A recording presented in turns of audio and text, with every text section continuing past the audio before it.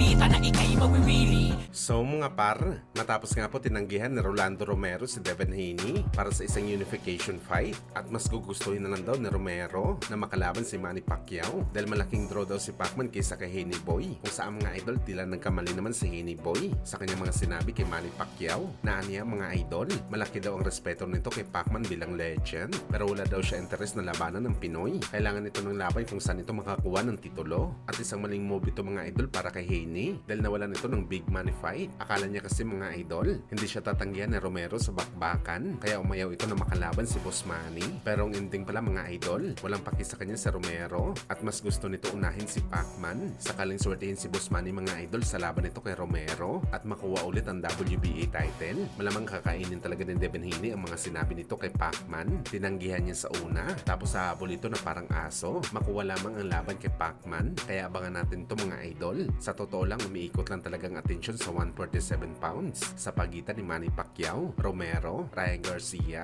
Devin Haney at Mario Barrios. At masasabi natin mga idol, kahit meron edad na si Pacman, malaki talagang tiwala natin sa kanya mga idol na kaya pa rin ito makipagsabayan sa mga batang fighter na to.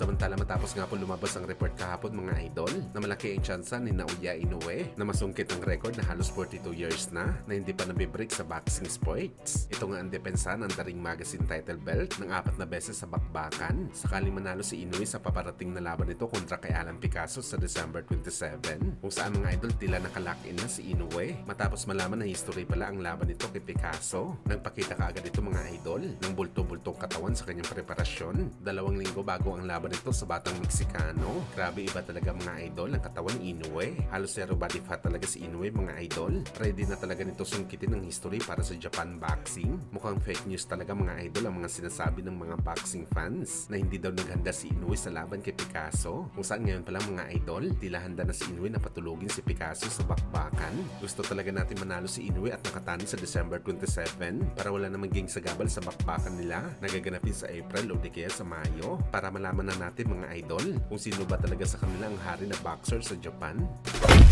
Sa kabilang banda naman mga idol, General Casimero inanakot daw ng kanyang mga kalaban na si Tom Misokoshi sa bakbakan nila sa December 27 sa Japan. Grabe ang banta ni Misokoshi mga idol kay Alas. Ibig sabihin pala nito mga idol, hindi pala ito tatakbo sa laban kay Casimero at makikipagbasagan talaga ito ng harapan sa angas ng Pinas. Mahirap kasi inakot si Casimero mga idol kung hindi ka makipagbanatan sa kanya ng harapan. Ibang klase din ang tapang nitong hapon mga idol. Pero gayon paman hindi natin ito masisisi. Bakit ito ang kanyang prediction sa laban kay Casimero? Malamang kasi mga idol, matapos nito makita ang laban ni Alas kontra kay Kamida, nakakuha ng ideya si Tom kung paano wasakin si Casimero sa bakbakan.